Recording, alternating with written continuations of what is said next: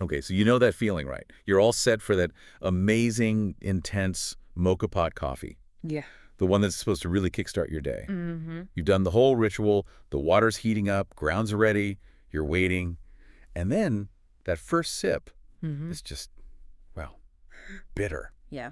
That's a really common experience, unfortunately. It's almost like a trademark harshness for some people with mocha pots. It is. It's kind of frustrating. It really is. And it's funny because the mocha pot's whole thing, brewing that strong, almost espresso-like coffee, Yeah. that's also what makes it so easy to end up with bitterness if you're not careful. Right. It needs a delicate balance. Exactly. It's a brewer that definitely rewards paying attention. Absolutely. So today, we are not settling for bitter coffee. Our mission here is to give you some simple, practical ways to finally beat that bitterness. Yeah, get that delicious coffee we know the mocha pot can make. Exactly. We've looked through the advice, the tips, and we want to share the key techniques to really change your brew. And what's interesting is that the sources we looked at, they pretty much all point to like a few main reasons for that bitterness. Okay. And the good news is they're all things you can actually control. So maybe let's start right at the beginning with the coffee itself.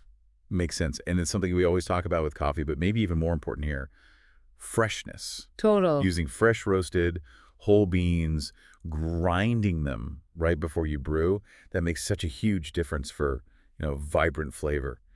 But for the bitterness specifically, it really comes down to the grind size, doesn't it? Oh, absolutely. Grind size is huge. If your coffee is ground too fine for the mocha pot, you get way too much surface area. Right. And that means the hot water is just sitting there contacting the grounds for too long. That's over-extraction. Okay, explain that a bit more. Over-extraction equals bitterness. Pretty much. Think about it like this.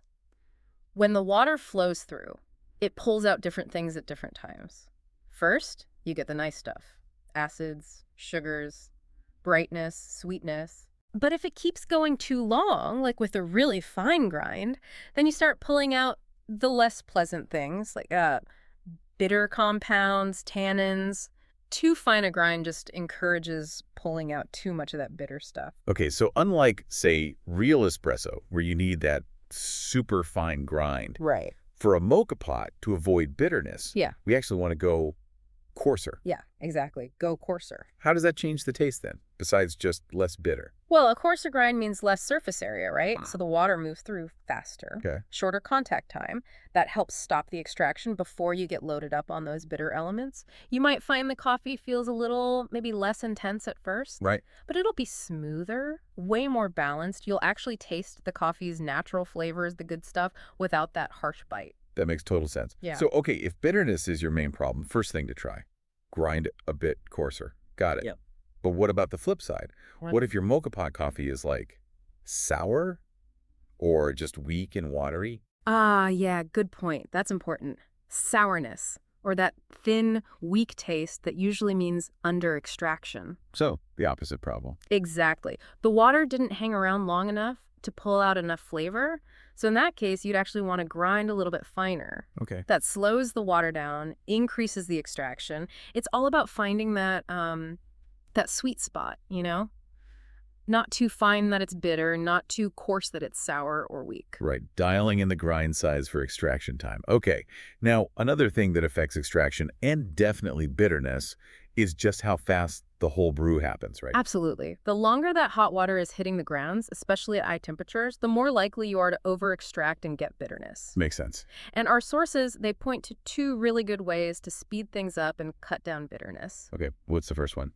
The first one sounds almost too simple. Just take the mocha pot off the heat a few seconds earlier than you normally would. Really? Just a few seconds. Yeah. It sounds tiny, but those last few moments, that's when a lot of the really bitter stuff can come out. You're basically stopping the extraction just before it goes too far. Huh. Okay, easy enough to try. What's the second technique? The second one, and this can make a really big difference, is using pre-boiled water in the bottom chamber. Okay. That clicks immediately. So instead of the cold water heating up on the stove before it even starts brewing. Exactly. It's already hot, ready to go. So the whole process is just shorter. Way shorter. It cuts down the total time the grounds are exposed to that intense heat, which, again, reduces the chances of over-extraction. Simple step, big impact on taste. Okay, so faster brew overall. That leads nicely into the heat itself. It's not just how long, but also how hot, right? Oh, definitely. Think of really high heat, like just forcing the extraction. That happens way too fast, too aggressively. And that brings up the bad stuff. Yeah, you get those sharp, bitter notes just blasting through, overpowering everything else, all the nicer, more delicate flavors. So the fix is pretty straightforward then. Turn the heat down. Turn it down. Use a lower setting on your stove. What kind of heat are we aiming for? Like a gentle simmer? Yeah, something like that. Gentle, consistent heat. You want a controlled, even extraction. It might take a tiny bit longer for the coffee to come up. Sure. But the payoff is usually a much smoother cup. More nuance, less of that bitter punch. Think slow simmer, not a crazy roaring boil. Lower and slower in the heat. Got it. Okay, that seems key. Now, here's something else the sources mentioned that I wouldn't have immediately connected to bitterness. How you put the grounds in the basket, like making sure they're evenly spread out. Yeah, it sounds like a tiny detail, doesn't it? It does. But if the grounds are uneven, mounted up in one spot, flat in another, the water will find the easiest path through. Channeling, like in espresso. Exactly like channeling. So some parts of the coffee get blasted with water and over-extracted bitter. Other parts barely get touched, under-extracted, maybe sour or weak. It creates this imbalance in the cup. And that imbalance can come across as bitterness, even if other off flavors are there too. Precisely. So the fix is super simple. Just level the grounds. Just take a second to make sure the grounds are spread evenly in the basket before you screw the top on. A nice flat layer helps the water flow through uniformly. Okay. Better extraction, more balanced flavor, small effort, potentially big reward for taste. Worth doing. No. Okay, now here's a tip that might surprise some people, especially those who think moka pot coffee has to be this super intense, undiluted thing. Adding a bit of hot water after brewing. Yes, this is actually a great technique, especially if you find that moka pot intensity, even when it's not strictly bitter, just a bit much. Right, like it's just too strong sometimes. Exactly. Adding a splash of hot water after it's brewed can just soften those really concentrated flavors. It makes it smoother, maybe more approachable. So it's not really diluting it in a bad way. Not at all. Think of it like balancing the flavors, bringing them into better harmony. It's kind of the same idea as making an Americano with espresso, right? Yeah. You're managing the intensity. Right, you're adjusting the strength to your preference without losing the core coffee character. Oh, interesting. Okay, we've talked a lot about technique, but let's loop back to where we started. The beans themselves. Yeah, can't forget the foundation. You could have perfect technique, hit every mark, Yeah. but if the coffee itself isn't good. Exactly. It all starts with the beans, even with the perfect grind, the perfect brew time, the perfect heat. The quality of your coffee is, well, paramount. So fresh is best. Always. Fresh as possible, whole bean coffee, ground just moments before you brew. That gives you the absolute best shot at a really flavorful, balanced cup. Which means, pretty much by definition, avoid the pre-ground stuff. Oh, definitely. Pre-ground coffee loses its aromatics and flavor so quickly.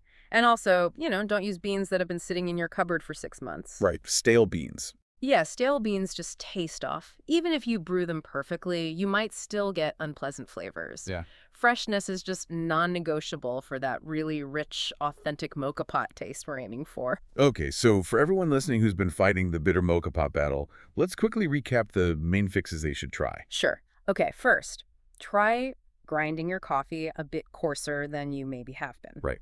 Second, shorten the brew time. Try using pre-boiled water and maybe take the pot off the heat just a few seconds sooner. Got it. Third, lower the heat setting on your stove. Huh. Go for gentle, not aggressive. Lower heat. Okay. Fourth, make sure those coffee grounds are nice and level in the basket before brewing, even distribution. Level grounds, yep. And finally, if the brew is still just a little too intense, don't be afraid to add a splash of hot water to the finished coffee to taste. Balance it out. Exactly. And underpinning all of that, start with the best, freshest whole beans you can get your hands on and grind them right before you brew. It really sounds like mastering the moka pot isn't about some single magic trick, is it? No, not at all. It's more about understanding how all these little things, grind, time, heat, distribution, how they all work together. Yeah. And then just making small adjustments. That's precisely it. It's a learning process. You experiment, you observe, maybe change just one thing at a time, Yeah. See how it affects the taste. Pay attention. You'll find what works for your coffee and your taste. Definitely a process of discovery. So, thinking about all these little tweaks you can make to your moka pot routine, here's something to ponder. Okay. With these adjustments in mind, what subtle flavors, maybe ones you've never noticed before, might you now be able to unlock from your favorite coffee beans using your Moka pot?